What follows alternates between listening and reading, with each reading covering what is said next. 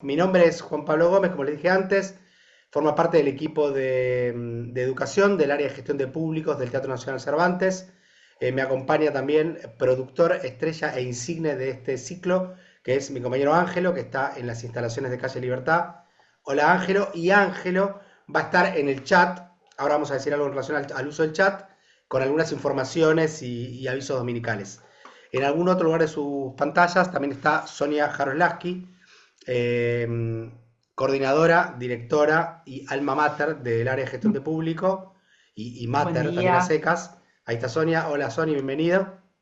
buen día. Y el taller de hoy, en un momento lo vamos a presentar, pero ya les adelanto y ya lo saben, porque se inscribieron, es el taller alrededor del espectáculo que acaba de terminar, que es Polvareda en los ojos de Damián Smajo, que estuvo haciendo funciones hasta hace muy poquito en la sala Orestes Cabilia del Teatro Nacional Cervantes.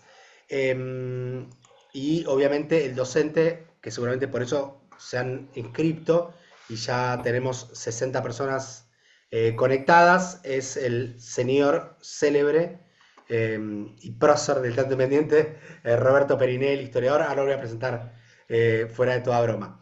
Solamente decirles que para nosotros es un placer que se conecten, mucha gente se conecta siempre de distintos lugares del país, por eso mantuvimos este programa digital. Nos parece que una de las tareas del teatro público y de un teatro nacional, el único teatro nacional que es el Teatro Cervantes, es poder federalizar las acciones y actividades que hacemos. Entonces, a través de la virtualidad, estos talleres de formación docente nos sirve, me sirve, como dice el chiste, porque nos parece que resultan igual y que nos parece que nos acerca de cualquier modo, aunque estemos virtualmente, y permite que se conecte la compañera, como decía antes, de Catamarca.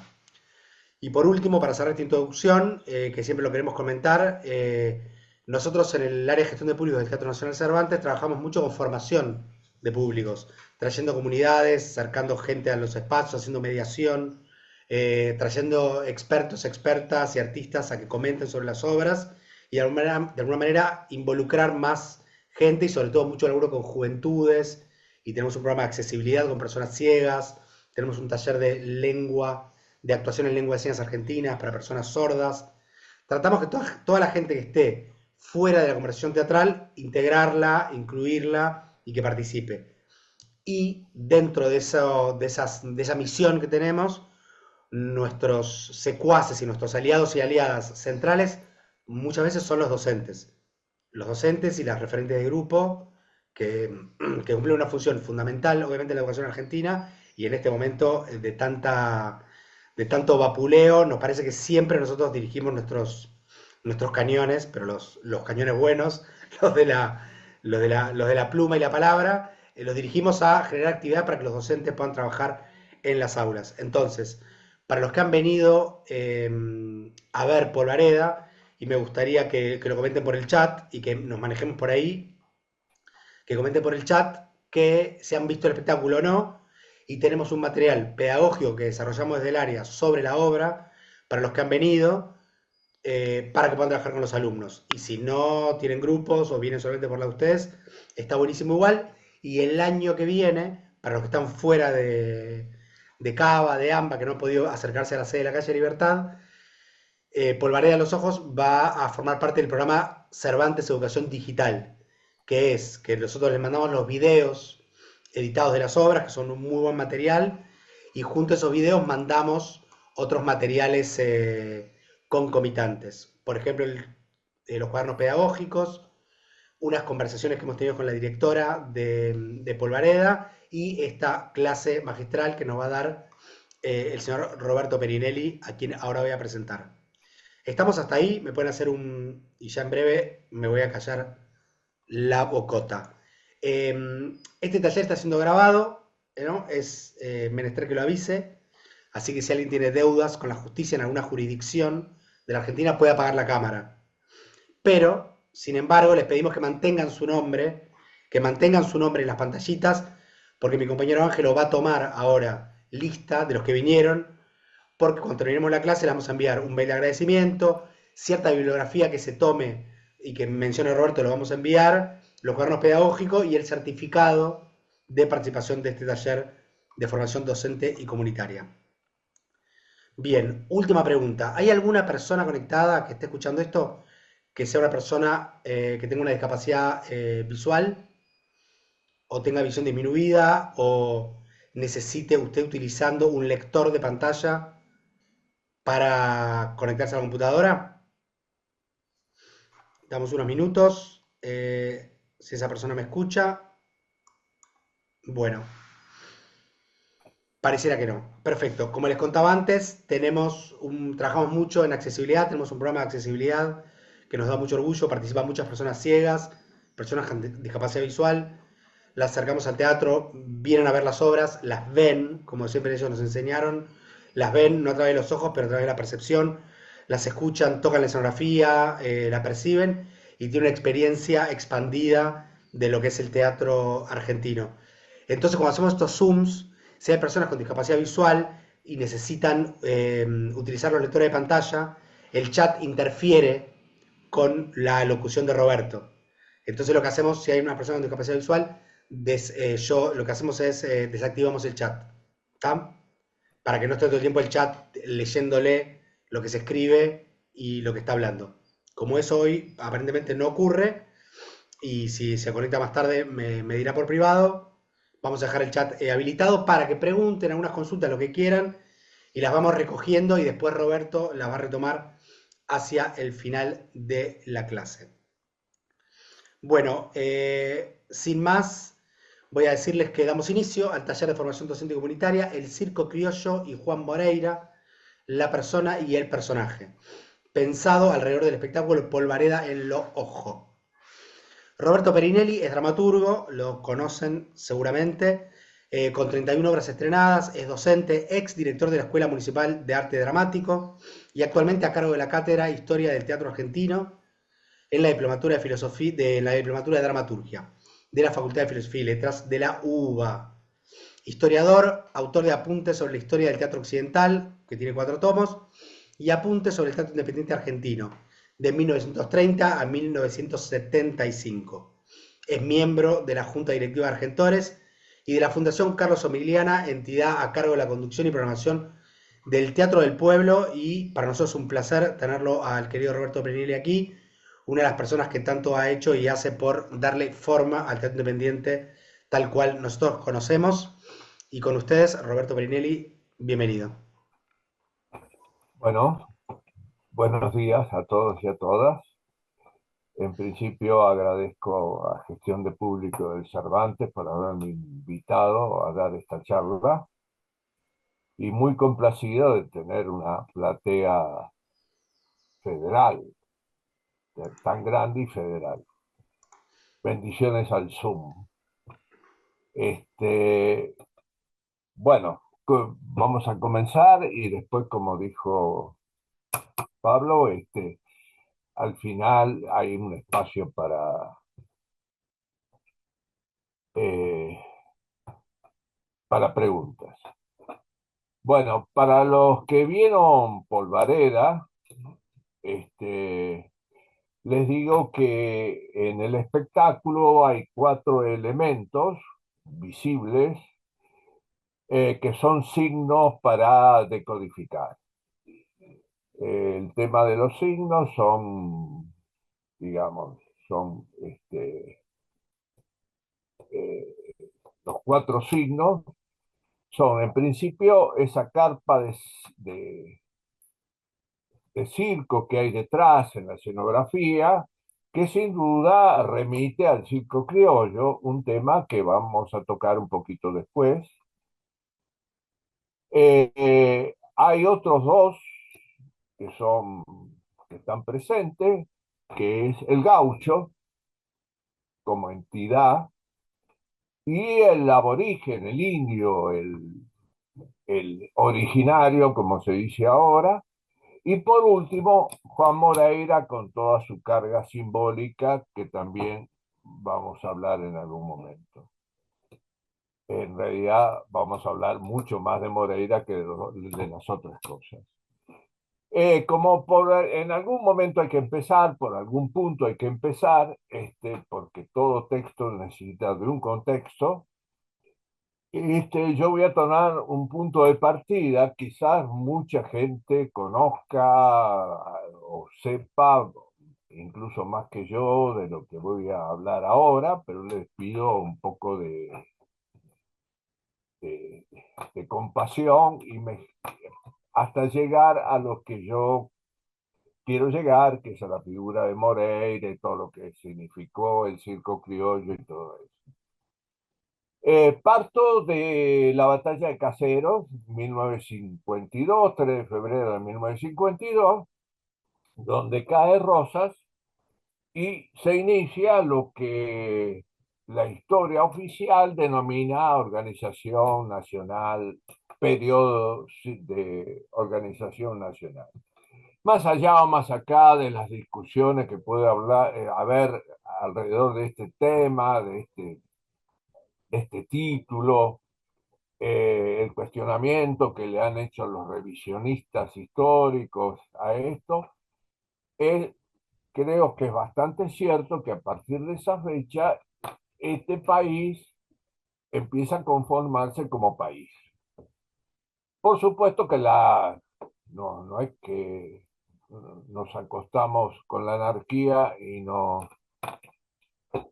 nos despertamos con la armonía, sino que esto necesitó de muchas cosas.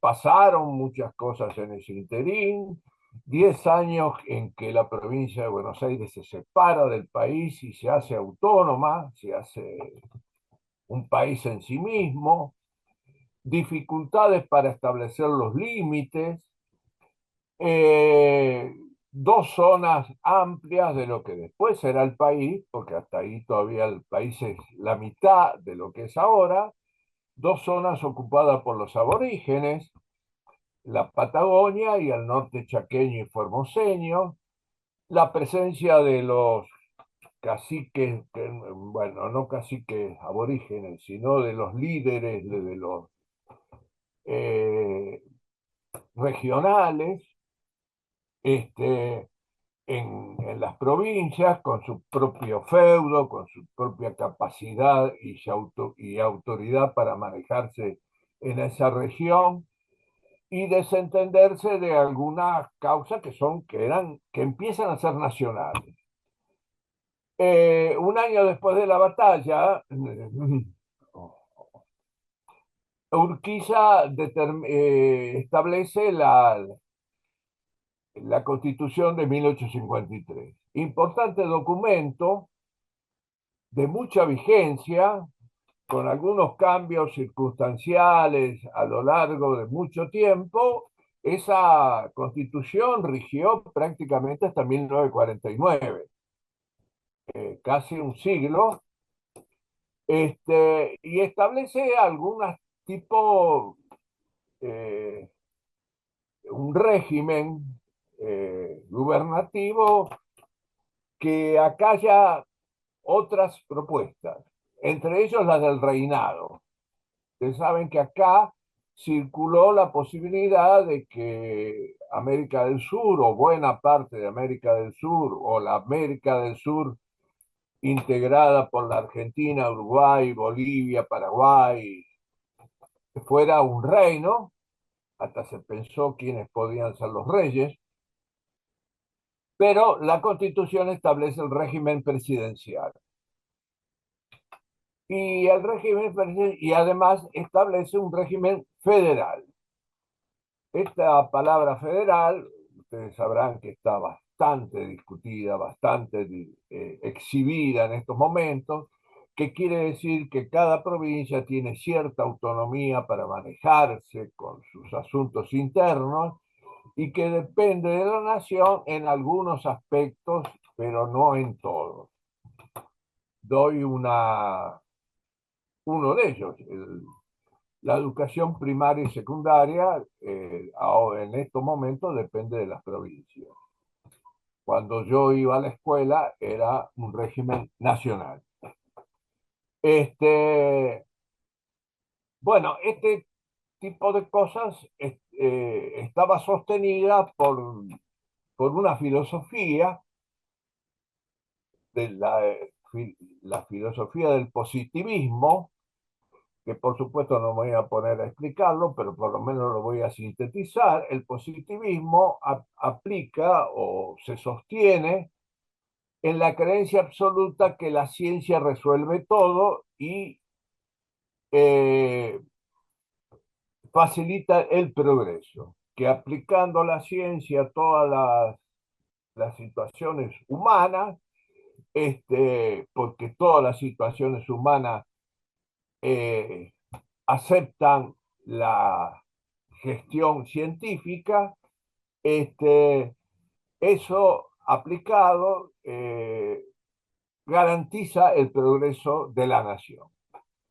Y desde el punto de vista político, es un gobierno de élite, es una élite, o una élite, como ustedes quieran, una élite aristocrática, algunos le ponen oligárquica, pero oligárquica ya tiene un cierto sentido peyorativo. En principio, trabajemos con aristocrática, que es un régimen liberal de apertura de la economía, pero con intervención del Estado en situaciones muy cruciales, entre ellos la educación pública. La ley 1420 surge de estos gobiernos eh, aristocráticos que se mantienen en el poder hasta 1912,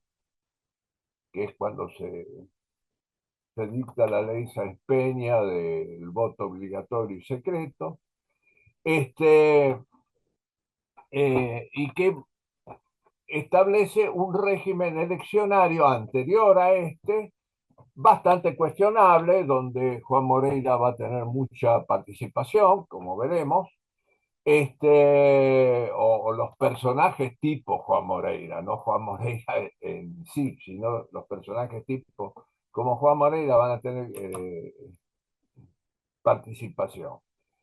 Este eh, establece un régimen presidencial y que, puesto en el poder, se encuentra con dos problemas o dos conflictos, como quieran: el indio y el gaucho, que son dos signos que aparecen en Polvareda.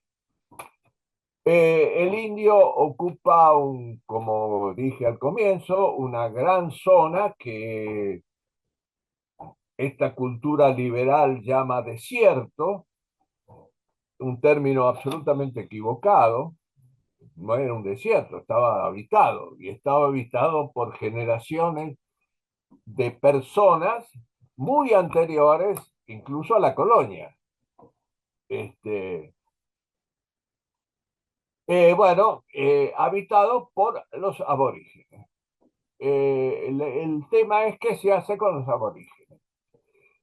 Hay, no sé hasta qué punto se estudió con detenimiento el problema. Hay una cosa en historia que hay que tratar de evitar, hay que tratar de pensar como se pensaba, no como se piensa ahora. Incluso la palabra aborigen que yo estoy usando es actual, no es de aquella época eran indios. Este. Eh, en aquella época se considera que los indios no se pueden redimir, no se pueden transformar en argentinos. No hay posibilidades de incorporarlos al proyecto liberal. No tienen con qué. No. Por supuesto, con una indiada muy afectada por la generación, por la influencia europea, en algunos aspectos muy maléficos, muy afectados por las enfermedades europeas, para las cuales ellos no tenían anticuerpos, una gripe los mataba, y muy afectados por los vicios europeos, la ginebra y el tabaco. Este, ¿Qué se decide con el indio? Exterminarlo. Por supuesto que la cosa no es tan directa, hay algunos encuentros, incluso hay bastantes situaciones donde los indios vinieron llegaron a la capital para proteger determinada movida política, pero no vamos a entrar en eso porque si no, no nos vamos de tema. Pero estoy hablando de un concepto más o menos general que se pone en práctica con la conquista del desierto, la conquista del desierto de Roca, donde eh, se trata y se extermina prácticamente a todos los indios del sur y del norte. Les recomiendo, al que les interesa este tema, hay mucha literatura. eh, hay un libro de Álvaro Yunque que se llama Calfucurá, que es uno de los últimos caciques que resistió, y que tiene una hipótesis muy interesante que dice que al indio lo exterminó el Remington y el telégrafo. El Remington, ¿por qué? Porque era una arma moderna que llegaba con sus balas a los 2000 metros. Por lo tanto, tenía capacidad de abatir al indio a una distancia de 20 cuadras, digamos. Este, tengan en cuenta que el indio combatía con la lanza, era su arma, y por lo tanto la lanza necesita el cuerpo a cuerpo. Bueno, con el Remington se evitaba el cuerpo a cuerpo. Y el telégrafo lo que permitía que los fortines establecidos en el sur del país, en principio, podían comunicarse rápidamente ante el ataque del Malón. Entonces, por ejemplo, un fortín cercano podía ir en auxilio del fortín atacado. Es una hipótesis muy interesante, creo que bastante válida. Y después hay un libro se llama Soy Roca, de Félix Luna, Soy Roca, que es una especie de biografía falsa, porque está escrita en primera persona, como si fuera Roca el que habla, pero en realidad es Félix Luna, donde cuenta un poco la conquista del desierto y establece que fue una especie de paseo, que en realidad no exigió demasiado esfuerzo bélico, porque el indio estaba bastante destruido por estas razones que yo expliqué o conté hace unos minutos. Tenía, con excepciones, por supuesto, tenía muy poca capacidad guerrera. Este, bueno, el indio, la cosa se resuelve así. Este, con respecto al del norte, pasa algo parecido, pero el norte todavía no era totalmente Argentina, porque faltaba la guerra de la Triple Alianza para robarle territorios a Paraguay, sobre todo los de Formosa y los del Chaco, ¿no? Ese es el tema del indio, eh, muy sintético, por supuesto, tema apasionante, pero que prácticamente lo hicieron desaparecer como protagonista de la historia argentina. Con el gaucho, que es el otro signo que aparece en Polvareda, la cosa es un poco distinta. Son argentinos, en principio son argentinos. De ellos no se puede decir que no eran argentinos, más allá de alguna cruza que andaba por ahí. Este, entonces, ¿qué había que hacer con el gaucho? El gaucho era un ser libre en la pampa, un hombre que servía para determinadas situaciones, sobre todo para actividades ganaderas, pero un ser libre, sin conchavo,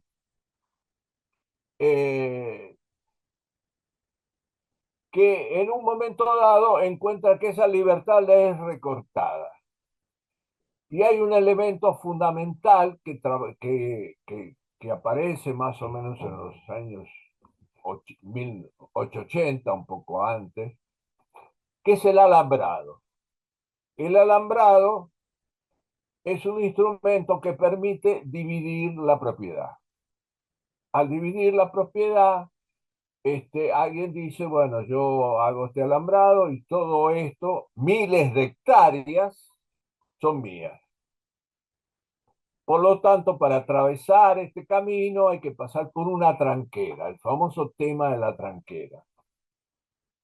Le digo la tranquera como símbolo porque los autores teatrales anarquistas, que hubo unos cuantos a principios del siglo XX, trabajaron mucho este tema, el tema del alambrado, la tranquera, la imposibilidad de atravesar, por ejemplo, con una tropilla de vacas que antes hacían un camino determinado, recto, y que ahora tenían que desviarse porque el propietario del campo no permitía el paso, no abría la tranquera. González Pacheco tiene una obra que habla precisamente de esto y de la imposibilidad de que el terrateniente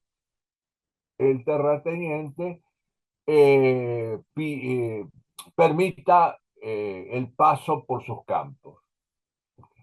Eh, entonces, ¿qué hay que hacer con el gaucho? Y hay una sola posibilidad, asimilarlo, transformarlo en peón de campo, transformarlo en hombre con conchavo. ¿Qué quiere decir hombre con conchavo? Un señor, un gaucho, dueño de su caballo. Esto es importante porque a medida que va pasando el tiempo, una de las cosas que pierde el gaucho es la propiedad de su caballo. Cuando empieza a ser peón, empieza a trabajar con caballos ajenos, los caballos de su patrón. Moreira, por ejemplo, me adelanto unos minutos, pero Moreira es propietario de su caballo. Bueno, hay que asimilarlo, transformarlo en peón de campo con conchavo y decir, bueno, yo trabajo en tal lugar. Por supuesto que hay cuestiones de rebeldía por muchas razones, entonces hay otra, otra sanción, digamos, o una sanción, que es asimilarlo a la fuerza militar y mandarlo a los fortines del sur bajo la amenaza continua de los indios y los malones de los indios, los fortines que se establecieron en el sur. Muy mal asistidos, muy mal, digamos, con pésima logística militar, hambriados, eh, casi sin, sin asistencia de ropa, de armas o de renovación de armas. También sobre esto hay mucha literatura, sobre todo los revisionistas han trabajado mucho este tema. Esa era una sanción posible. Escapar para la sanción o escapar a la asimilación significaba para el gaucho ser el gaucho perseguido, el gaucho que estaba escapando continuamente, que es Moreira. Moreira no inaugura la gesta del gaucho perseguido, en realidad que inaugura en 1872 la gesta del gaucho perseguido es Martín Fierro, que hace un periplo bastante parecido al que después va a ser Moreira. Y vayamos a Moreira. Moreira tiene dos aspectos: la persona, el personaje de folletín, que después voy a explicar qué es esto, personaje de folletín, y el personaje teatral. O si ustedes quieren, el personaje del teatro del circo criollo, que también voy a explicar. Con respecto a la persona, Juan Moreira real existió un señor Juan Moreira, que vivió un periplo bastante parecido al que después se noveló y se representó en el teatro. Su padre era una especie de, de, de policía rosista que había trabajado con la mazorca, y cuando cae Rosas es fusilado acá en Buenos Aires. La madre de Moreira, ante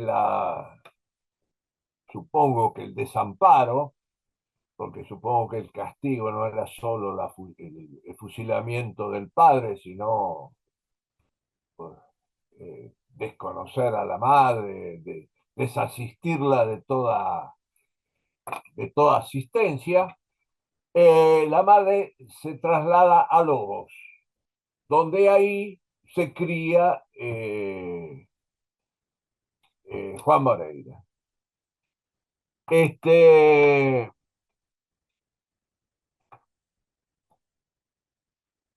ahí se asienta, es puestero de una estancia, se casa con la Vicenta, aparentemente su esposa se llamó Vicenta, tuvo un niño y tiene el episodio con el Sardetti que parece que fue real. Sardetti le desconoce una deuda y Moreira lo mata, lo asesina. Eso significa tener que escapar. ¿Por qué? Porque además Sardetti forma parte de un conjunto de personas que dominaban la campaña, la vida campesina, donde el gaucho tenía muy poca incidencia con respecto a las cosas que ocurrían. Eran amigos de los jueces de paz, los taberneros, por ejemplo. Era todo un conjunto este, bastante sólido, que por supuesto se pone en persecución de ese gaucho rebelde.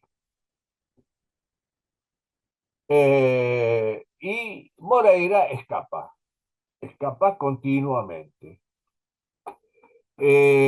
Incluso eh, va lo mismo que Martín Fierro, encuentra refugio que era habitual en los gauchos perseguidos, los gauchos rebeldes, encuentra refugio en las tolderías de los indios, donde eran más o menos bastante bien recibidos, aceptados, y protegidos. Este, Así la historia, hasta que se transforma no en un mito, sino en una leyenda, que hay una diferencia entre mito y leyenda, que trataré de explicar, que es su capacidad para usar el facón. Moreira es un individuo temible, e incluso empieza a actuar en el campo y continúa con algunos crímenes más por cuestiones X que le van apareciendo en el camino. Incluso se cuenta, y esto es histórico, con un famoso matón que juró que él iba a matar a Moreira y Moreira lo mata a él. Eso es una historia registrada. Eh, Estando en un prostíbulo llamado La Estrella, en Lobos, es delatado perseguido aparece la partida, la famosa partida de policías, rodean el prostíbulo. Este, Esto es real, esto parece ser que es histórico. Moreira trata de escapar por a través de la pared medianera del fondo y el famoso Chirino le clava la bayoneta y lo mata. Con respecto a la suerte de Chirino, hay bastantes versiones, hay distintas versiones. En la versión del folletín de Eduardo Gutiérrez, que voy a hablar dentro de un ratito, eh, Moreira estaba armado por el facón y un trabuco y le pegó un tiro en la cara. Hay otra versión que dice que en realidad no le pegó un tiro en la cara, pero que con el facón le cortó unos dedos a Chirino, alcanzó a cortarle dedos de la mano. En la película de Fabio, Chirino sale herido, pero no se sabe, o por lo menos yo no me di cuenta, no se sabe bien qué le pasó, pero ahí lo matan. Un detalle importante, porque además tiene que ver con Polvareda, en los registros históricos de este acontecimiento nunca se habla de prostíbulo, sino se habla de peringundín.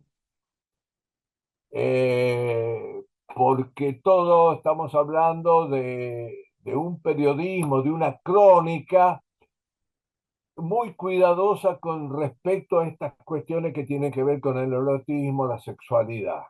Es, Gaberro, que estudió mucho el tema de Moreira y del Martín Fierro y todo esto, dice que toda la literatura gauchesca, y Moreira está incluida en esta literatura, es una literatura victoriana.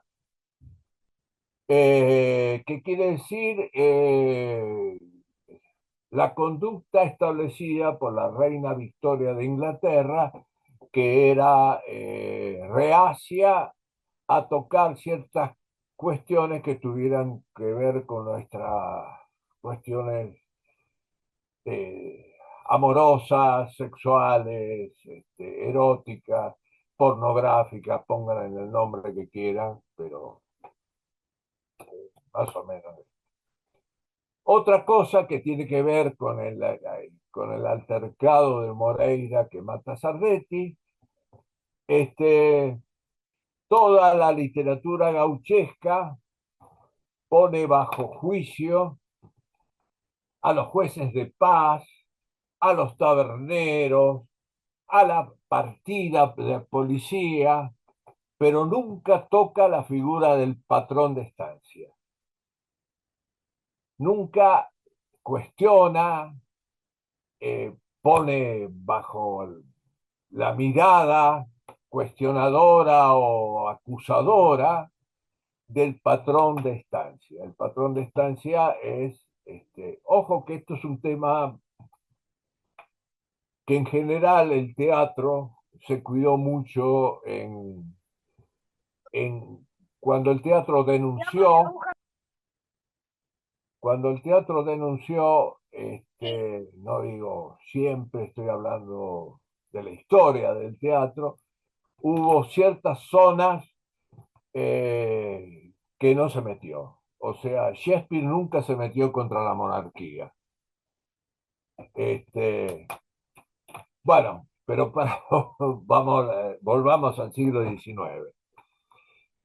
Cuando lo matan a Moreira, el 30 de abril de 1874, eso está registrado, lo registra la policía, un señor que se llamaba Tomás Liberato Perón, el abuelo de Domingo Perón, era un médico cientificista lombrosiano.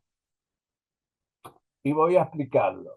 Lombrosiano quiere decir un discípulo de Lombroso. Lombroso era un médico italiano que tenía una teoría que tenía que ver con el positivismo, en el sentido de que es una teoría científica, que determinaba que la formación del cráneo tenía que ver con la conducta de las personas y que los criminales tenían un cráneo determinado, una, un volumen, una forma determinada. Este señor Tomato Liberato Perón se queda con la cabeza de Moreira y estudia la calavera para ver si su conformación respondía al modelo lombrosiano de criminal. La calavera, les cuento que ahora está expuesta en el Museo Perón de Lobos, junto con dos dagas que eran propiedad de Moreira. Este, incluso hay una anécdota real que Domingo Perón asustaba a las sirvientas, a las mucamas, con la calavera de Moreira. Este, ese cuento anda por ahí, la verdad que no me acuerdo dónde lo leí, pero anda por ahí. Eh, bueno, este es el hombre Moreira. Este es un personaje que circula y no se transforma en mito, se transforma en leyenda, pero no en mito. Los mitos tienen otro tipo de acción. Eh, Mate Cocido es un mito porque era una especie de Robin Hood. El Gauchito Gil lo mismo. Moreira era un hombre de agallas, un hombre de facón, un hombre de pelea, pero para nada se tomó algún tipo de actitud justiciera, como si tomaron estos mitos que después se transforman en lugares de devoción. Ustedes habrán ido por las provincias, algunos viven en las provincias, habrán visto los altares al Gauchito Gil, a Mate Cocido y a todos esos. Tampoco era un bandolero. El bandolero es una figura europea más que argentina. El bandolero es un individuo en banda, que actúa en banda, y que por esos tiempos, los tiempos de Moreira, asolaba los caminos europeos, asaltando a los viajeros, los famosos bandidos de la Sierra Morena en España, que después eso se transfiere un poco en las películas de Far West, que tienen que ir por los caminos varias diligencias porque si no los atacan los indios. Bueno, acá algo parecido con los bandoleros, que por supuesto tienen una mirada preocupada por parte de las autoridades y una mirada romántica que se transfiere al teatro. Y en el año 1781, Schiller, un autor alemán, escribe y representa una obra que se llama Los Bandidos, que es una reivindicación del bandolero, de una mirada romántica sobre la actividad del bandolero. Para hacer una síntesis muy apresurada, la hipótesis de la obra es que el bandolero es bandolero porque no tiene otra cosa no tiene más remedio, pero si se le da el remedio deja de ser bandolero. Bueno, no es nada de eso. Es un hombre de armas tomar y que es útil para algo que aparece a medida que se van sucediendo las elecciones amañadas de presidente hasta 1912, que eran elecciones donde la gente iba a votar sabiendo a quién debía votar.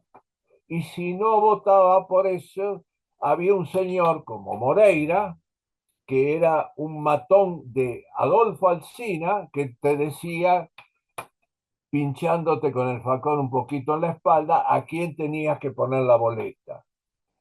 o el famoso tema de, de, de sacarle los documentos a todos y llevarlos y decir toda esta gente vota por tal. Moreira fue un matón de comité. Eso se ve en la película muy claramente. Y fue un matón del comité de Adolfo Alsina, que fue un rival hasta cierto punto de Nicolás Avellaneda en las elecciones que ganó Nicolás Avellaneda. Ese era un conchavo, digamos, que tenía Moreira, que le permitía no solo vivir, sino no seguir escapando. Y eso es real, eso es histórico. Después se transforma en ficción, pero eso es histórico. Bueno, creo que sobre el Moreira persona, más o menos he dado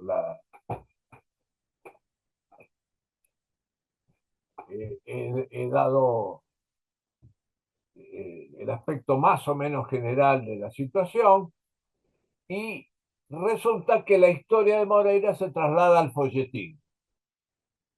Primero explico lo que es el folletín.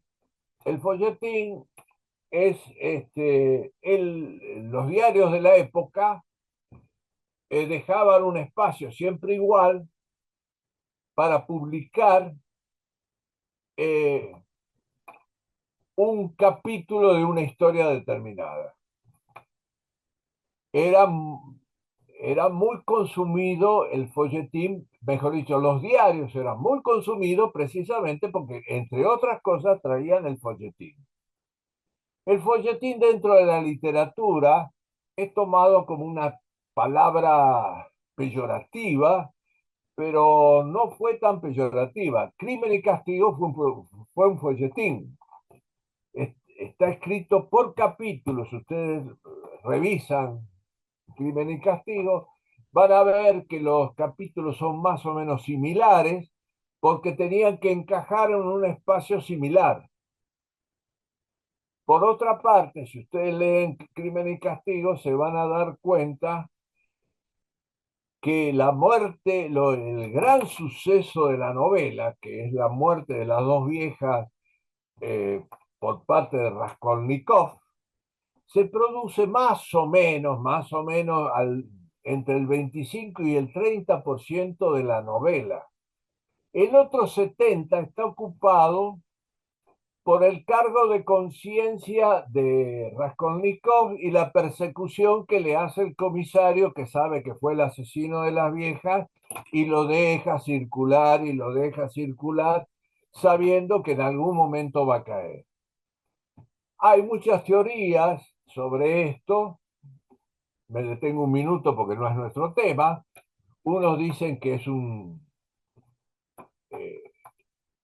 aspecto literario magistral de parte de Dostoyevsky, cosa que es cierto, pero también es cierto que Dostoyevsky extendía toda Crímenes Castigo porque le pagaban por número y él necesitaba el dinero porque era un ludópata, era un hombre que jugaba y perdía, por supuesto, estaba siempre lleno de deudas.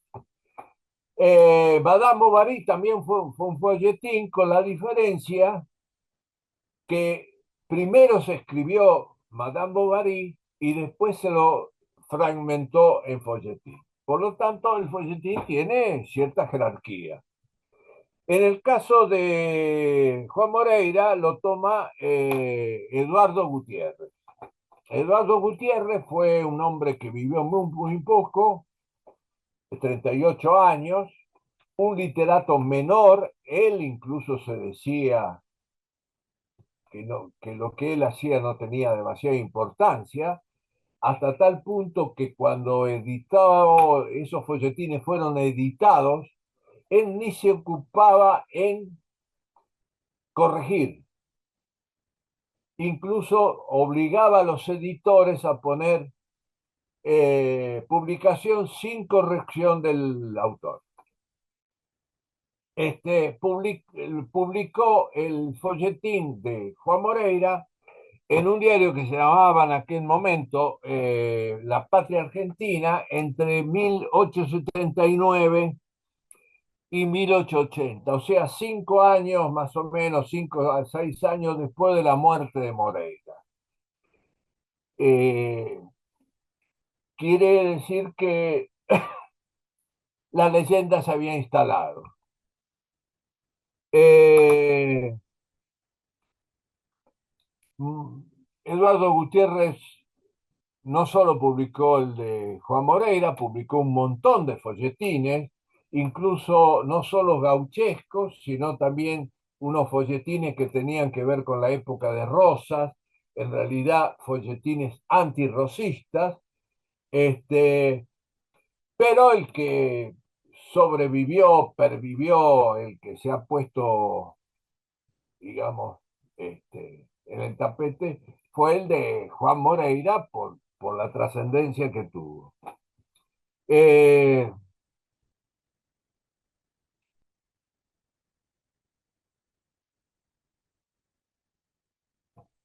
bueno, este folletín de Eduardo Gutiérrez se publica en esos tiempos, en el espacio de un año y medio, quiere decir, cada vez que salía un capítulo.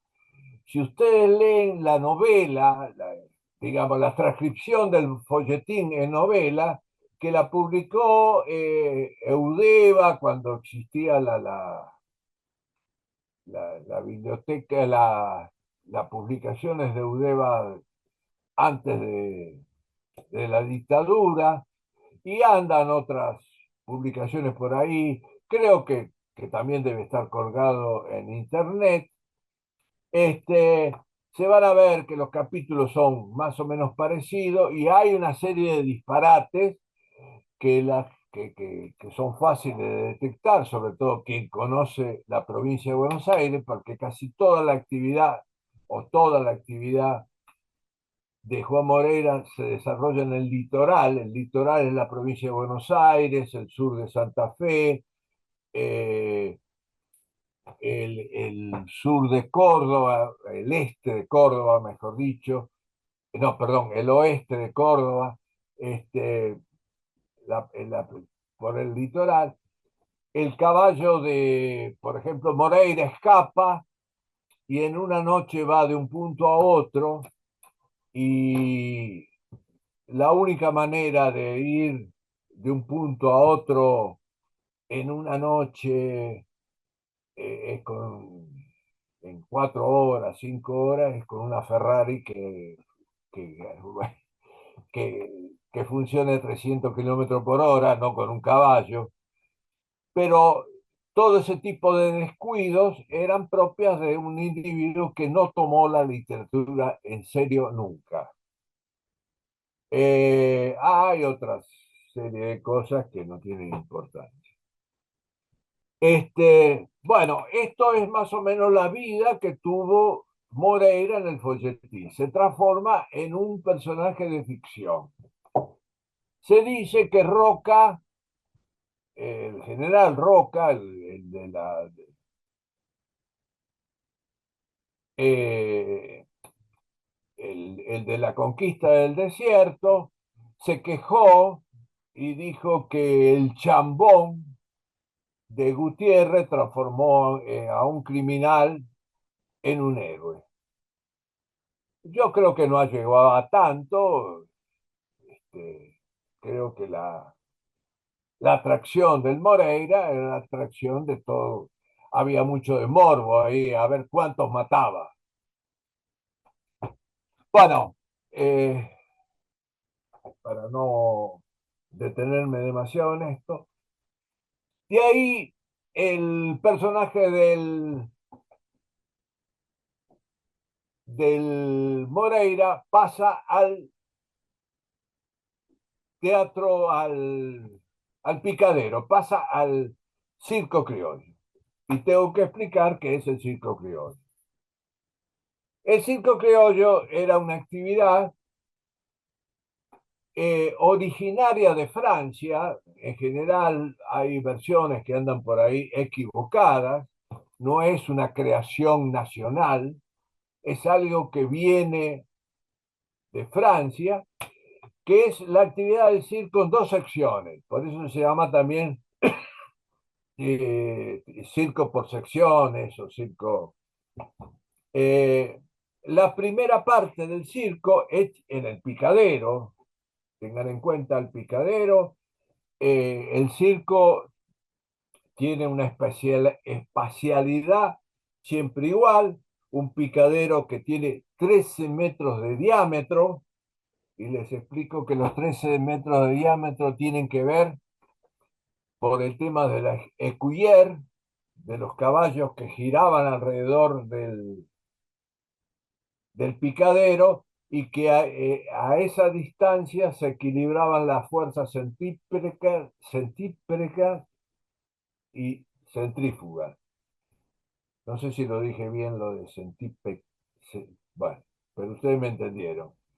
De 13 metros con tribunas alrededor. Y hablo de tribunas, no plateas, tribunas, tablados.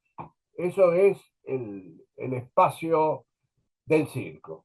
Bueno, en la primera parte, el circo criollo mostraba actividades típicas del circo: malabaristas, magos, acróbatas, écuyers, payasos. Y en la segunda parte mostraba una obra de teatro. Esta obra de teatro que mostraba el circo tenía ciertas características. En principio era todo un repertorio europeo. En el caso de lo que podríamos llamar drama, eran cuestiones que tenían que ver con historias con mucha acción. Por ejemplo, los bandoleros de la Calabria. ¿Por qué? Porque eso permitía entrar a caballo en el picadero y, y que se produzcan peleas, combates, y además eh, al costadito de esa, que eso me lo olvidé de decir antes, al costadito del picadero, tangente con la circunferencia, se armaba un pequeño tablado donde se hacían las escenas de interiores. Bueno, volviendo, todo ese repertorio es europeo y es mimado. No se hablaba, salvo que se cantara. Todo el mundo se pregunta por qué por qué no se hablaba, por qué la mímica. Esto tiene precisamente un origen francés. Todo el teatro popular francés, la monarquía francesa, le prohíbe el uso del idioma, porque el idioma es privativo de la comédie francesa, de las grandes compañías que hacen el gran teatro, y por otra parte son compañías que pueden cuidar el idioma, cosa que el teatro popular en general no cuida. Por lo tanto, le quitan eso. Y eso se traslada acá a la Argentina. Entonces, todo esto es mimado. Y también hay comedias con los habituales recursos de la comedia, el burlador birlado, un viejo tema de la comedia que viene de la comedia latina, la chica que quiere casarse con un chico joven y es asediada por un señor maduro, y que como el señor maduro tiene dinero, tiene muchas más posibilidades que el muchacho que no tiene un mango.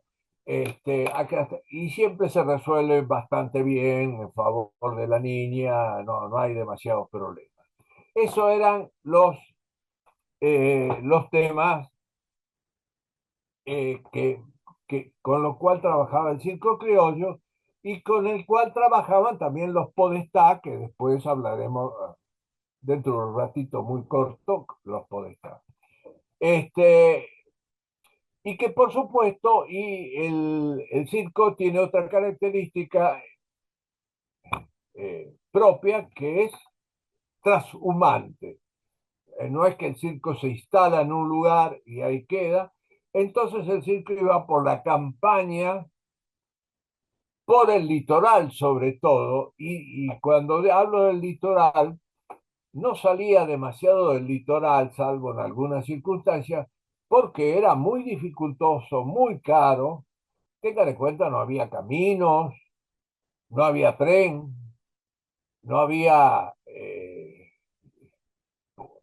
demasiado, y tampoco había público, digamos. Para encontrar el público había que hacer demasiados kilómetros y eso exigía muchos días sin función y sin recaudar.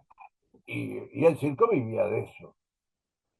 Por lo tanto, el litoral era más amable para eso y además tenía público. Eran los chacareros, los peones de campo, la gente, los pueblerinos de los pueblos chiquitos de la provincia de Buenos Aires, del litoral, del sur de Santa Fe. Eso era el circuito de los circos criollos. Eh, y de tanto en tanto recalaban en Buenos Aires. ¿Qué pasaba en Buenos Aires? A veces armaban la carpa en un baldío, en aquella época había muchos baldíos, pero había muchos teatros, entre ellos el Politeama, que ahora ha sido reconstruido, este, es otra cosa, que eran teatros circo, que eran teatros normales, como el Cervantes, digamos, y que se sacaban las butacas y se transformaba en el picadero. O sea, podía ser circo y podía ser teatro. Ahí actuaban los circos criollos. Hay una compañía de los hermanos Carlos sin ese al final, Carlo, por lo tanto uno dicen que era una compañía italiana. Había, perdón, esto no lo dije, muchos circos europeos que hacían circo criollo. De los hermanos Carlos, unos dicen que eran italianos, otros dicen que eran norteamericanos. No hay una decisión al respecto, pero no tiene importancia, que se tiene que ir de Buenos Aires a Río de Janeiro por cuestiones de contrato y se quiere despedir de Buenos Aires con un gran espectáculo, con algo que hablar, algo que interese al público, digamos, la búsqueda habitual de la gente de teatro, el éxito. No saben bien qué hacer y hay un señor Cataño,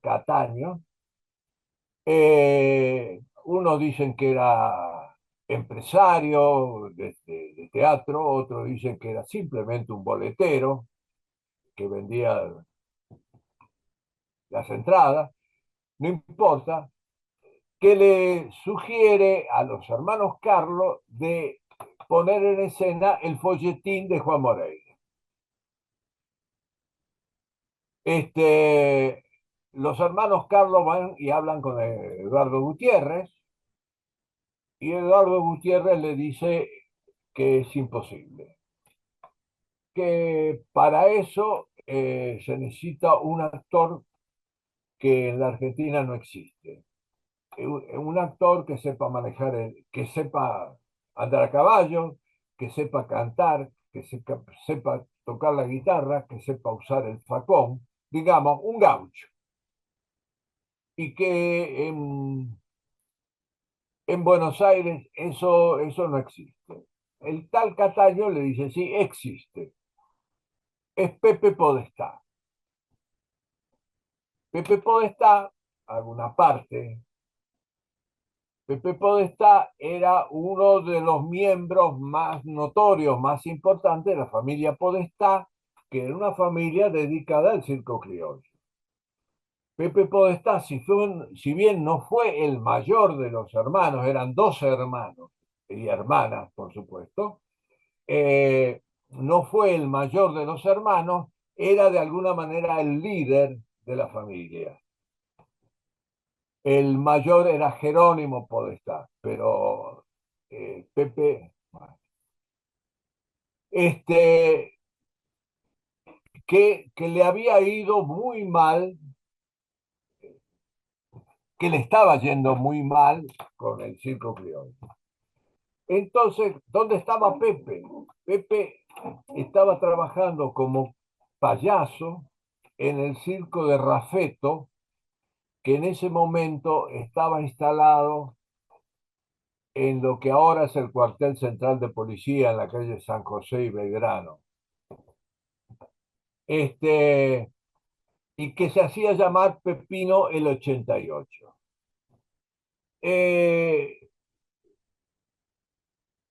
Pepino el 88 era un pionero, fue un pionero porque fue una especie de Enrique Pinti de aquel momento. Era un comentarista, dialogaba con el público y con su burro Pancho. Él entraba a la pista eh, con su burro Pancho y hablaba con el jefe de pista, los circos siempre tenían un jefe de pista, y con su burro Pancho, que según él, el burro Pancho leía el diario. ¿Por qué Pepino el 88? Porque Pepe, que era un hombre de una enorme capacidad actoral, tuvo que reemplazar de urgencia a un payaso que tenía Rafeto, el dueño del circo, que se fue del circo por razones X, no importa. Entonces lo tuvo que reemplazar. Como no tenía traje de payaso, la madre le puso una sábana encima y con una tijera le hizo un agujero que parecían ochos. Entonces de ahí viene Pepino el 88. Ese traje, yo no sé qué se ha hecho de él, pero estaba exhibido en el Cervantes. Eh, o por lo menos uno de esos trajes, no sé si. Este, eh, entonces, en función de que Pepe Podestá, Pepino el 88, puede hacer de Juan Moreira, van a hablar con él, y Pepino dice, bueno, tiene algunos problemas, pero al final acepta siempre y cuando el resto de la familia se sume al circo de los hermanos Carlos. Se suman y hacen Juan Moreira. Ese Juan Moreira, yo tengo las fechas por acá.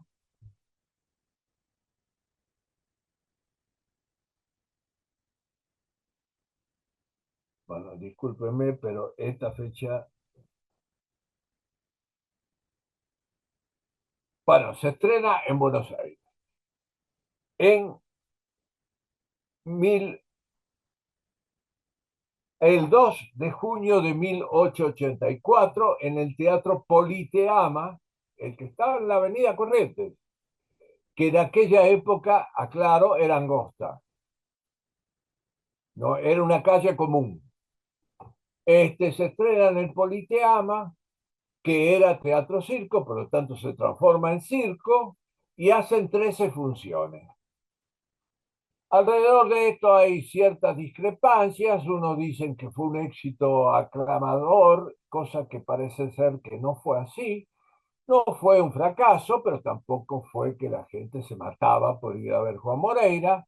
E hizo 13 funciones solamente porque este, los hermanos Carlos tenían que seguir por contrato su gira a Río de Janeiro. Entonces, ahí terminan y toda la compañía, con los Podestá incluidos, se van a Río de Janeiro. Esto no lo voy a contar porque no vale la pena. Cuando vuelven los Podestá, los hermanos Carlos siguen por su camino, vuelven, arman el circo de nuevo,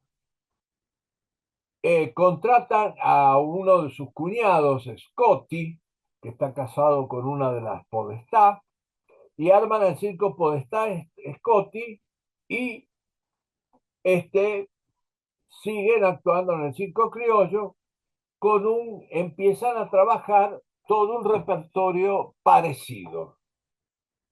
El Juan Moreira es la obra líder, pero empiezan a ser pequeños Juan Moreira con otro nombre. Este, eh, estando todo esto mimado, salvo cuando se cantaba. Todo esto es mimado. Cuando están en Arrecifes, eh, invitan al dueño del hotel donde ellos estaban parando para que vaya a ver la función. Cuando termina la función, el dueño del hotel, Pepe Podestá, le habrá preguntado qué le habrá parecido, qué le pareció, qué sé yo. Y el dueño este del hotel, que era un francés, le dice, ¿por qué no hablan? ¿Cuál es la razón por la cual hacen gestos y no hablan? Y a Pepe se le prende la lamparita. Dice, sí, ¿por qué no? Entonces deciden transformar el libreto en una obra de teatro con parlamentos. Pepe Podestá los llama a Eduardo Gutiérrez y Eduardo Gutiérrez no quiere saber absolutamente nada. ¿Cómo andamos de tiempo? Bien, ¿no? Sí. No quiere saber absolutamente nada. No quiere, según en las memorias, hay unas memorias muy interesantes de Pepe Podestá que se las recomiendo, que se llama Medio siglo de farándula, donde cuenta estas historias y cuenta otras historias. Algunas los historiadores se las han cuestionado porque son demasiado fabulosas, pero no importa eso, esto lo cuenta. Gutiérrez fue indiferente a la solicitud. Por lo tanto, fue Pepe Podestá el que transformó el folletín en obra teatral. Según un estudioso del tema, un importante estudioso del tema, Ricardo Rojas, el, el, el que primero, el que escribió la primera historia de la literatura argentina y fue un gran catedrático en la antigua filosofía y letras, el traslado del folletín a la obra de teatro fue bastante sencillo porque el folletín es casi una obra de teatro. Hay parlamentos, hay acciones, era bastante sencillo trasladarla. No hay demasiada reflexión, demasiado espacio introspectivo, fue bastante sencillo. Y exactamente el 10 de abril de 1886 estrenan el Moreira hablado en Chivilcoy.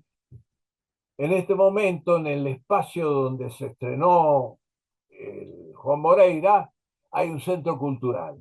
Pero en aquella época había un baldío, un potrero, y ahí habían instalado la carpa. Y ahí se estrenó el Juan Moreira hablado.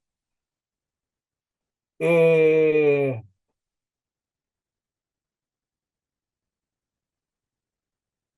con respecto al texto, hay que tener bastante cuidado. Nadie sabe cuál es el texto original, o mejor dicho, algunos dicen cuál es el texto original y habría que verlo si lo es.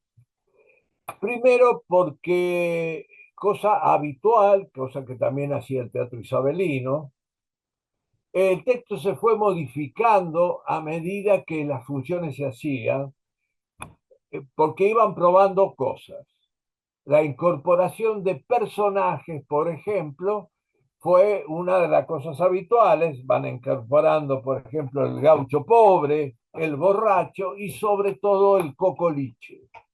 El gaucho italiano que trata de acriollarse y que habla un idioma que es ni italiano ni castellano y que es el cocoliche. Y cuando se habla del cocoliche no se habla ni de un dialecto ni un idioma, sino que se habla del dialecto y idioma que habla cada personaje, porque cada personaje, depende de qué región de Italia haya venido, arma su propio cocoliche. En el caso de Moreira, ¿por qué aparece el cocoliche? Porque uno de los actores que hacía el Juan Moreira, que se llamaba Celestino Petray, se le ocurre ingresar a la acción copiando el idioma del capataz napolitano que se llamaba Cocoliche, que armaba la carpa. La carpa, por supuesto, necesita armarse, es su trabajo. Este era el capataz de los maquinistas, digamos, por ponerle un nombre, que armaba la carpa. Entonces, bueno, el asunto que el ingreso de Petray, hablando así, hace que la gente se muera de risa y entonces el personaje queda incorporado.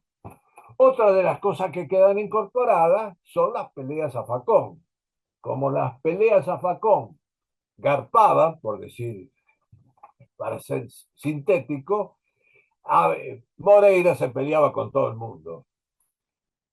Y después aparecen esas anécdotas que ustedes habrán escuchado alguna vez, de el público, tengan en cuenta que era un público campesino con bastante ingenuo en algunos casos. Gente que salía de la platea, del tablado, de ahí, de la tribuna, perdón, de la tribuna, y decía, yo tengo que defender a un gaucho que es atacado por 10. Bueno, hay de esas historias unas cuantas que andan circulando por ahí. Eh, y una cosa que cambia es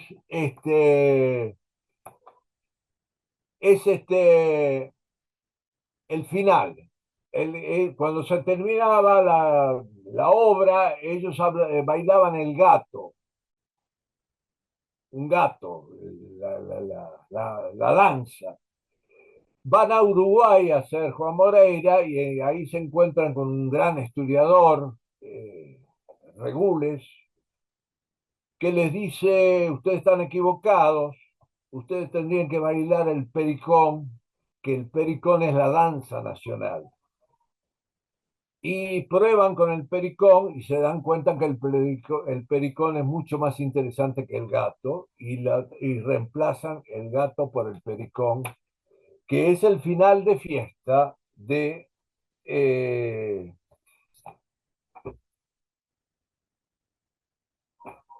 eh, el final de fiesta del Juan Moreira. Volviendo al libreto, Pepe dice en su libro este que le acabo de mencionar, que él le donó el primer libreto que él hizo a Ricardo Rojas, que era el director de la Cátedra de Literatura Argentina, o el profesor de la Cátedra de Literatura Argentina en Filosofía y Letras. Beatriz Seibel, en un volumen que editó el Instituto Nacional de Teatro, que son antologías, son 18 volúmenes, creo. En el 5, esos 18 volúmenes son obras de teatro cronológicas. En el 5 publica 2 libretos de Juan Moreira porque son distintos. Según ella, uno es el original y otros son con los cambios. hay una gran discusión, no es necesario meterse en esto. Este, y no sé cómo ando de tiempo. Bueno, para terminar, porque, o por lo menos para darle espacios a ustedes para que pregunten, Perdón, Roberto, eh, son las 12:30, tenemos media hora, si querés podemos hacer que vos des el cierre en 10, bueno, 15 minutos y dejar un rato no, para no, no, preguntas. 5 minutos, menos de Dale. 5 minutos. ¿Qué pasa con Juan Moreira? Juan Moreira es un espectáculo popular que en Buenos Aires no le va bastante bien. Vienen a Buenos Aires, no resulta. Pepe en su libro explica por qué. No es demasiado claro y tampoco es demasiado creíble lo que dice, pero en 1890, o sea, a 4 años de haberlo estrenado en Chivilcoy, vuelven al Politeama, y va Carlos Pellegrini, que era presidente. Eh, y entonces, en ese momento era presidente. Cuando sale Carlos Pellegrini dice que ese es un espectáculo maravilloso, un espectáculo argentino, es el germen de nuestro teatro, de acá nace nuestro teatro, y entonces la élite o la élite que despreciaba ese tipo de cosas por popular, va corriendo al Politeama, los grandes apellidos llenan el tablado, porque Pellegrini le dio la bendición. Este, es un gran triunfo, pero que no se puede repetir porque los Podestá no consiguen libretos demasiado diferentes al Moreira.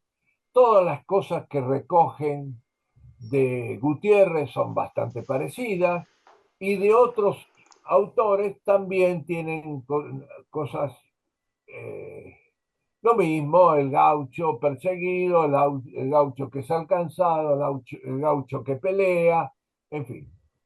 Y encuentran bastante cerrados el camino de algo que hubiera sido, si eso hubiera prosperado, una manera de hacer teatro absolutamente original y única y argentina.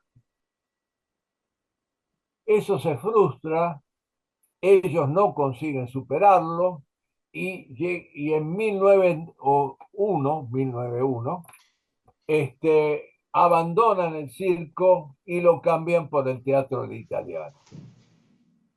Se vienen a Buenos Aires, se instalan en la capital. Pepe Podestá, con parte de la familia, se instala en el Apolo, teatro que todavía existe de otra manera, pero existe, remodelado, existe. Y Jerónimo Podestá, con otra parte de la familia, en el Teatro Comedia, que es un teatro que ha desaparecido, que fue demolido. Así se termina lo que vendría a ser el circo criollo, por lo menos no se termina porque hay algunos circos que siguen trabajando con el circo criollo por el campo, por la campaña, pero ya casi no llegan a Buenos Aires porque el público popular de Buenos Aires es atraído por otro tipo de oferta. Les doy el título, pero eso será para el año que viene. este, que es atraído por el género chico que viene de España, que da mayor rédito y le da y concita mayor interés. Supongo que algo me habré tragado. Sí, lo último. Hay una discusión que creo que a esta altura del partido es innecesario tenerla en cuenta, si el Juan Moreira es el comienzo o no de nuestro teatro. Este, Hay gente que dice que no, porque hubo teatro antes. no voy a contar todo el teatro que hubo antes, porque si no, sí llegamos a la una. Y que el Juan Moreira es solamente un escalón de una historia donde el teatro lo que hace es, el teatro argentino, perdón, el teatro argentino lo que hace es relanzarse, pero en realidad existía. Hay otros que dicen que ahí se inicia, que todo lo demás ha sido una vulgar copia de teatro europeo y de teatro español, y Pelletieri, con bastante sensatez, dice que lo que pasa con Moreira se logra lo que el teatro necesita: autor, intérpretes y público nacional. Y continuidad. O sea, el, el, para hablar de teatro nacional tendríamos que hablar de algo que se presenta de continuo, que tiene autoría y que tiene interpretación o actuación nacional y público nacional. Ellos de algún modo lo inician. Lamentablemente no se puede mantener el circo criollo, que vaya a saberse qué hubiera ocurrido. Bueno, Bueno, supongo que me han quedado cosas en el tintero, espero que alguien se haya dado cuenta y me lo pregunte. muchísimas gracias, Roberto. Bueno, súper interesante todo este paneo por estos comienzos. Si alguien tiene alguna pregunta, pueden escribir en el chat o hay una manito ahí que pueden levantar. Vieron que hay un... ¿No puedo hacer un agregado chiquito? Por favor, lo que quieras. Es como si fuera tu Volviendo clase. a Polvareda, volviendo a Polvareda, que yo hablé de los signos, bueno, ahí está el circo, está, pero el Moreira que aparece en Polvareda no es el Moreira del circo criollo, es el Moreira modernizado, es un Moreira con sexo, es un Moreira que, digamos, el Moreira de Gutiérrez, de Pepe Podestá, es un Moreira que no tiene vida amorosa demasiado intensa. Incluso le quitan las crónicas el hecho de que lo hayan agarrado en un prostíbulo, donde se entiende que al prostíbulo uno va a hacer determinadas cosas. En Polvareda, ese Moreira que aparece, que es sanguinario, que es peligroso, que maneja el facón como ninguna, además tiene sexo. Bueno, eso quería agregar, perdón, porque Polvareda ha sido, digamos, el inicio de todo esto. Bueno, si tiene una herramienta ahí que es una manito que lo pueden con el menú, los tres puntitos que tienen en su pantalla. Ah, no, esto está abajo, perdón, estoy yo diciéndoles mal. Eh, Pueden levantar la manito ahí y así los podemos visualizar y les damos la palabra. Si alguien tiene algún comentario para hacer, alguna pregunta. Este es el anteúltimo taller que vamos a hacer de formación docente. El próximo taller va a estar a cargo va a ser alrededor de la obra Las lágrimas de los animales marinos de Totó Castiñeiras, que se va a estrenar ahora en breve en el Cervantes. No me digan que no hay preguntas. No, hay Yo comentarios quiero acá. hablar, pero no encuentro la manito. Bueno, puede ser la mano real. Cristina, sí, por Acá. favor. Sí. Bueno, buenos días a todos. Quiero agradecer porque fue maravilloso ese recorrido tan claro y acotado de toda la historia de nuestra Argentina, ¿no? Con peripecias, con esta imagen del gaucho, del indio, el aborigen o el originario, como se dice ahora. Y por favor, tendremos la posibilidad de ver la obra ante un link, algo, porque me despertó un montón de emociones y aparte de esto de saber lo detallado del circo criollo, esta transición, no, fue maravillosa esta exposición, esta oratoria del maestro. Quiero agradecer y Necesito ver esa obra, por favor. Con respecto a las obras del Cervantes, un poco lo comenté al principio. Las obras que están en las salas pequeñas, obviamente, generalmente se llenan, a veces es difícil conseguir entradas, y sobre todo si uno está fuera de Cava y está en una provincia, se hace más difícil, las temporadas son cortas, es difícil verlas. Nosotros del área de gestión de públicos lo que hacemos es estos materiales, tanto la obra que está filmada y editada en muy buena calidad y realmente es una buena experiencia, a pesar que sea en video, uno se puede hacer una idea bastante cabal de los espectáculos, más la clase de Roberto, más los cuadernos pedagógicos, más la entrevista que le hicimos a la directora, armamos una especie de paquete digital y el año que viene, como si fuera año vencido, largamos la convocatoria para inscribirse con grupos, escuelas, instituciones de todo el país para Cervantes Educación Digital. Y ahí nosotros les Sí, enviamos, y ahí les ujú. enviamos todo Nosotros eso. en la escuela, perdón, en la escuela que yo trabajo pedimos una para primer ciclo y jardín de infantes y nos enviaron y la vamos a comenzar a trabajar ahora, ¿sí? Con los niños. Nos enviaron ¿Sí? todo el material y es súper ¿Con, rico, con qué súper interesante obra, y aparte con qué obra están eh, trabajando? ¿Con La Casa Encendida? la casa encendida, sí, con esa. Buenísimo. Y aparte yo soy profe de artística, de danza, pero como convoqué a mis compañeras, a las MG, a la bibliotecaria, a la directora, para que podamos trabajar todos en la escuela el primer ciclo. Y Bien. es Per- maravilloso. te agradezco, Cristina, los comentarios. Acá hay algunas preguntas en el chat que las voy a decir a viva voz. Eh, eh, después comentamos los pedidos más institucionales o ese tipo de cosas. ¿Cuáles son los autores? Pregunta Florencia Pucheta Picardo, Roberto.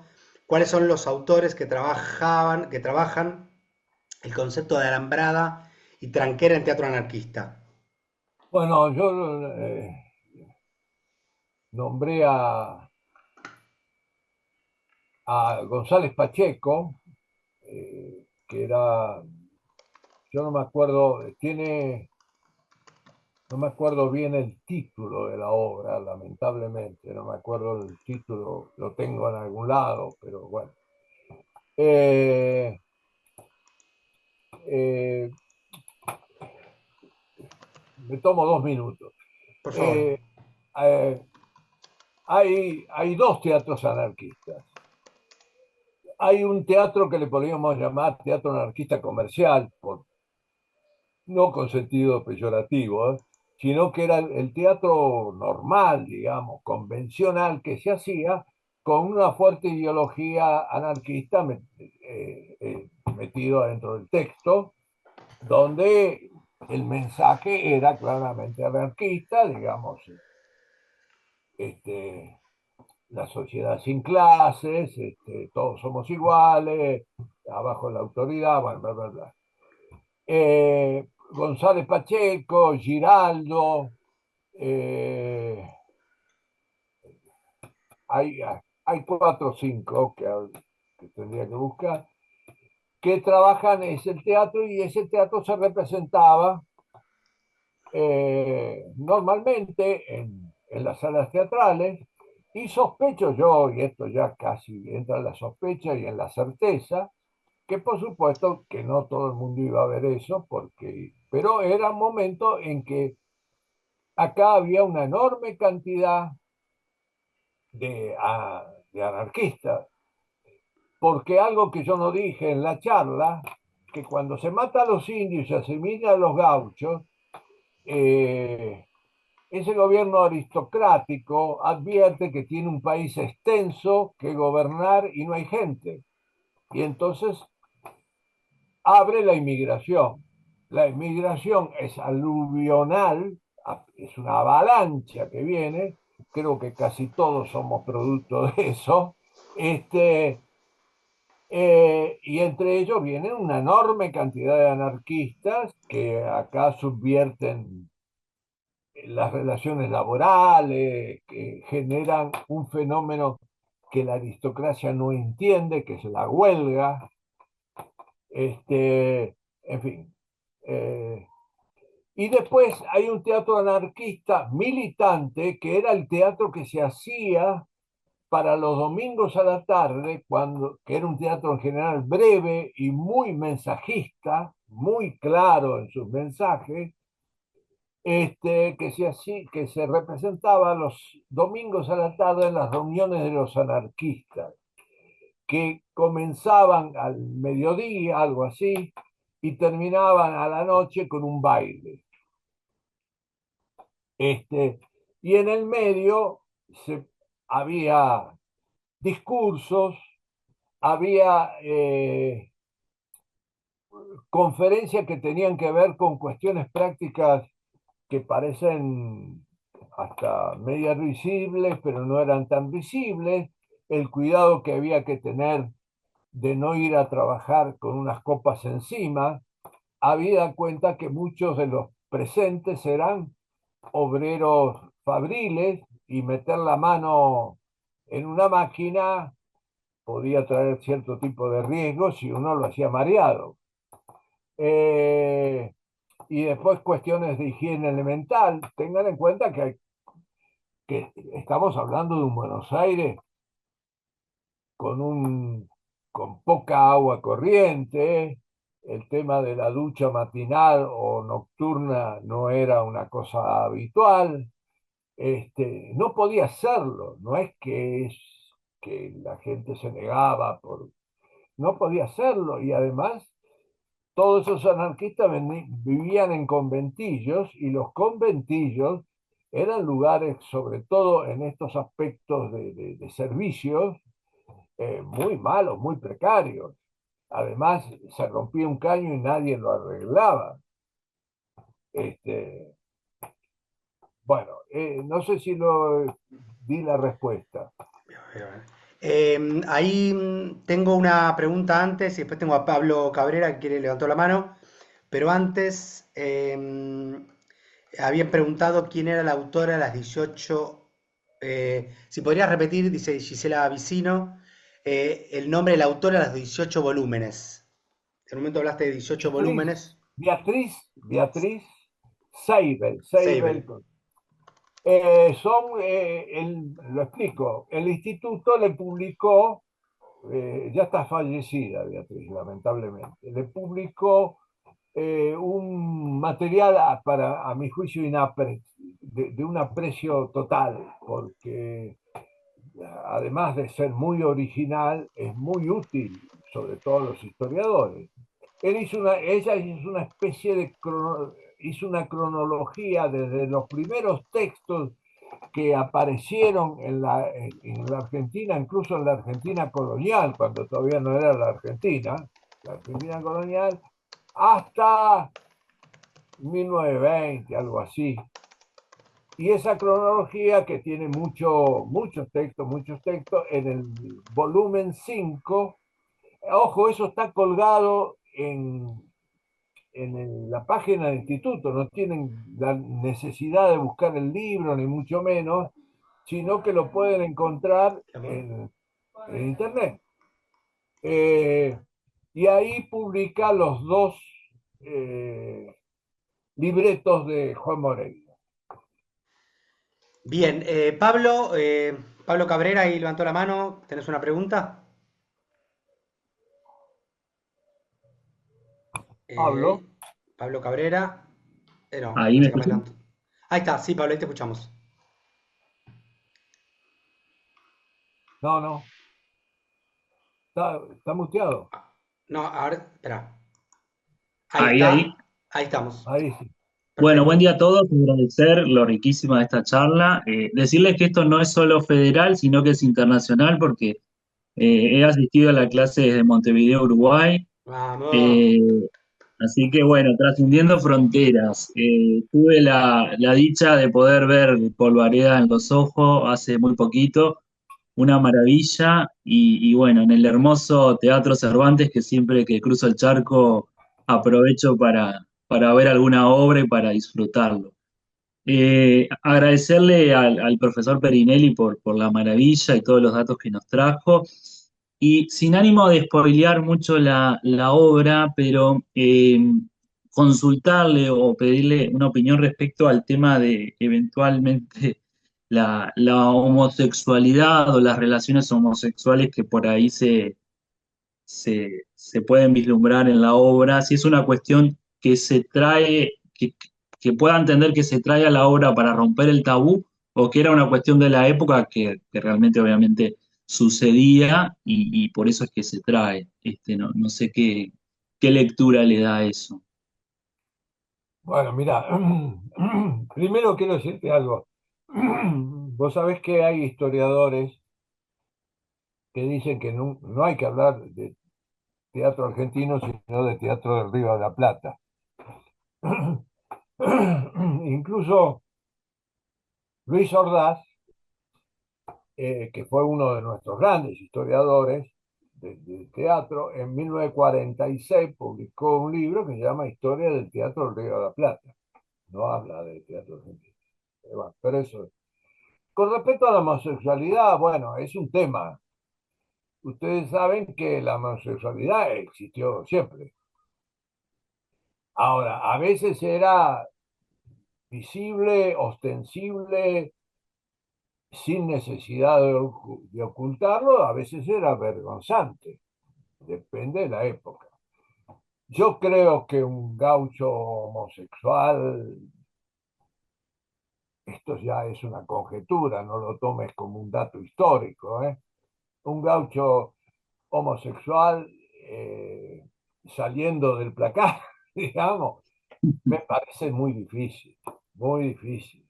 Sobre todo porque una cosa que caracteriza al gaucho y que le ha quedado adherida cuando la palabra gaucho, ya que estamos, ya que lo preguntas, la palabra gaucho en tiempo de Moreira era una palabra peyorativa. Cuando el gaucho es asimilado, cuando el gaucho es introducido a la civilización, la palabra gaucho cambia de sentido. El gaucho es un tipo que hace favores, que es generoso, que es leal, que no es mentiroso y que tiene coraje. Y el coraje con la homosexualidad para el coraje varonil, ¿no? El coraje varonil con la homosexualidad no hacen buenas migas. Claro.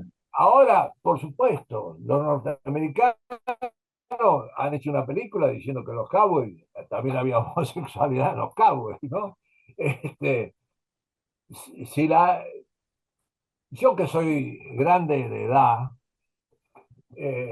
yo puedo decir que en los barrios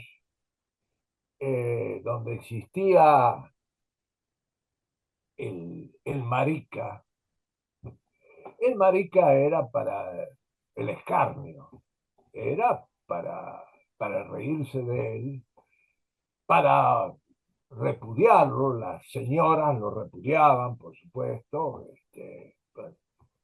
cuando los pocos que salían, después, por supuesto, la alta sociedad seguramente había homosexualidad que se ejercía y nadie se enteraba, o si se enteraba un círculo determinado y no salía de ahí. Yo creo que es esta chica, no, es un autor. El autor Sí, eh, es un fenómeno moderno, es para pensarlo, digamos, es para que vos hagas esta pregunta y yo esta respuesta. sí, sí, sí, sí, sí.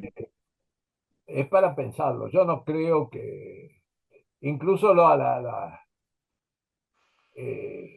palabras con las cuales, hay un diccionario por ahí, las palabras con las cuales los sinónimos de homosexual son muy ofensivos, son muy ofensivos. Este, ahora, por supuesto, la cosa ha cambiado, pero... Y hablo de la homosexualidad masculina, no hablemos de la homosexualidad femenina, que eso ya era inconcebible. Yo creo que no quiero meter a mi madre en el juego, pero mi madre no lo hubiera creído. Bueno, nos quedan solamente unos minutos. Como están Había preguntando, una quisiera... mano por ahí.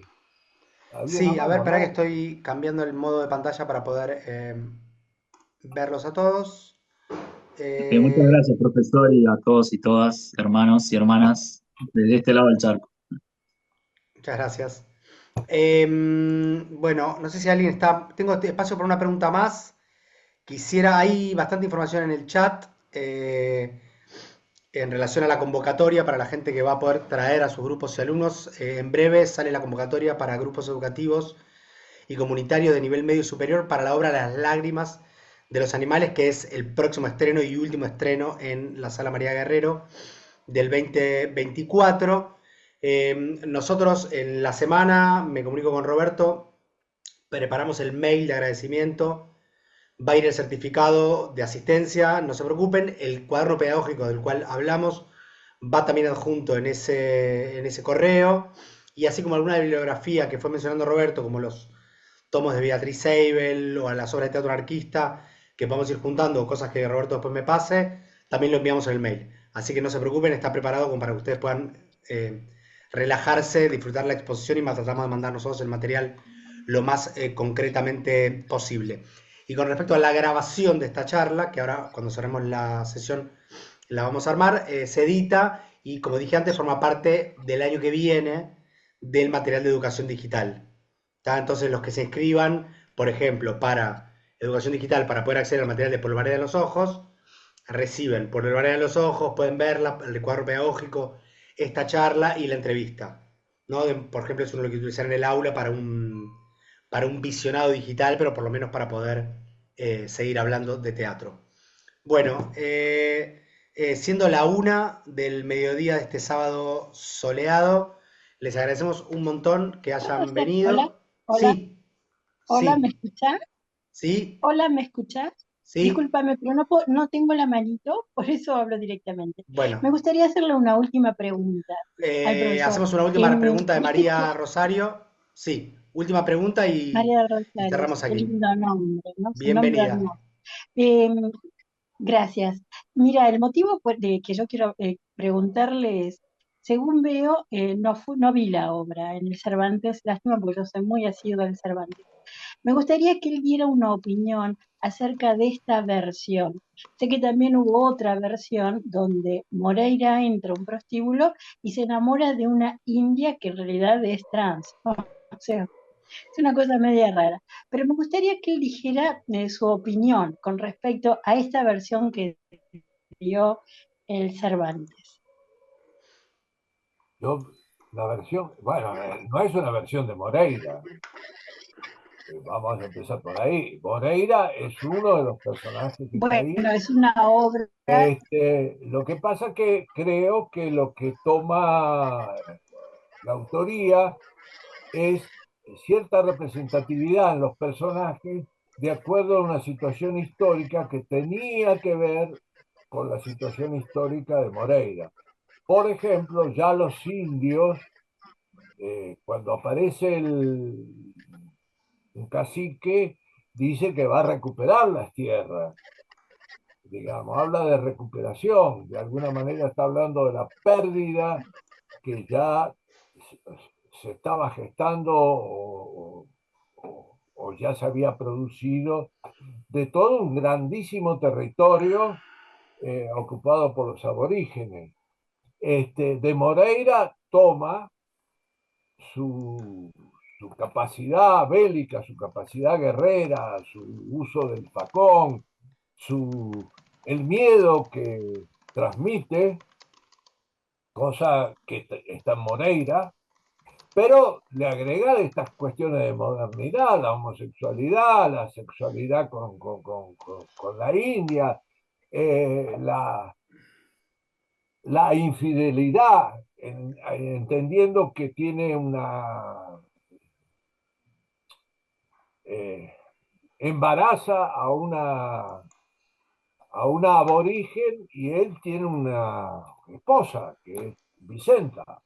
Este, eh, cosa que no le preocupa lo más mínimo, cosa que en Moreira sí. Moreira de vez en cuando piensa en Vicenta, en su hogar, en su chico, pierde esa cosa agresiva. Algunos le agregan más, algunos le agregan menos. Por otra parte, quiero decir, estas son versiones de la misma matriz que uno le puede agregar y quitar, porque eso permite Moreira. Pero no es una obra sobre Moreira. No sé si soy claro en esto. Es sobre Em, una situación de contexto donde Moreira está incluido. bueno, muchísimas gracias. Solo No sé si le para... contesté, perdón. Ahí creo que estaba sin cámara María del Rosario. Bueno, esperemos, Rosario, que... No, me había silenciado, por eso no le podía contestar al profesor. Muchísimas gracias por la respuesta. Y sí, sí, claro, estoy viendo que era precisamente lo que estoy leyendo ahora, que publica el diario que dice, como decía Úrsula Le Guin, nos preguntamos, ¿qué sucedería si el héroe no fuera el personaje más importante del relato? Bueno, es lo que acá, creo que explicó el profesor. Bueno, Bueno, era eso. Muchísimas buenísimo. gracias. Muchas Gracias. gracias, María del Rosario. Simplemente sumar para cerrar, me parece un poco el Cervantes hace muchos años que tiene...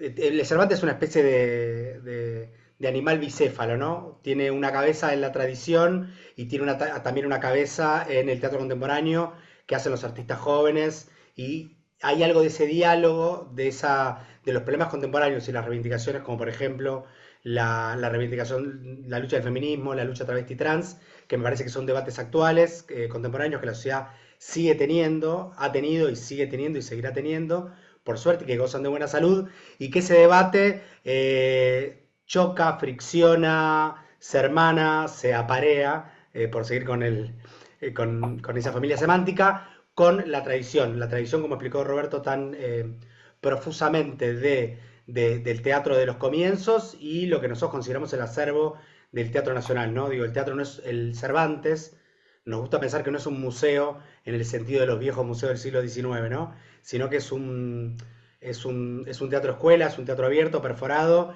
y es un museo contemporáneo para repensar la tradición. Y por eso nos dio un placer enorme tenerlo a Roberto y los invitamos a estar atentos a las convocatorias para la lágrima de los animales marinos y para el próximo taller de formación docente que también va a llegarle por este mismo medio, por el mailing que tenemos, sobre las lágrimas de los animales marinos.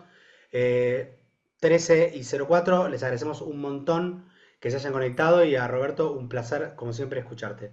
Adiós, hasta luego. Gracias. Yo quisiera agradecer a todos por la paciencia, a todos y a todas por la paciencia y la generosidad por estar ahí. Este, es muy bueno esto, creo que no porque estoy yo acá, pero la extensión que hace el Cervantes de un producto teatral, transformarlo en algo que tiene valor agregado, me parece una idea fantástica y necesaria. Les vuelvo a Muchísimas, agradecer a todos y a todas, y alguna vez nos veremos, sospecho. muchísimas gracias, un placer. Nos vemos la próxima.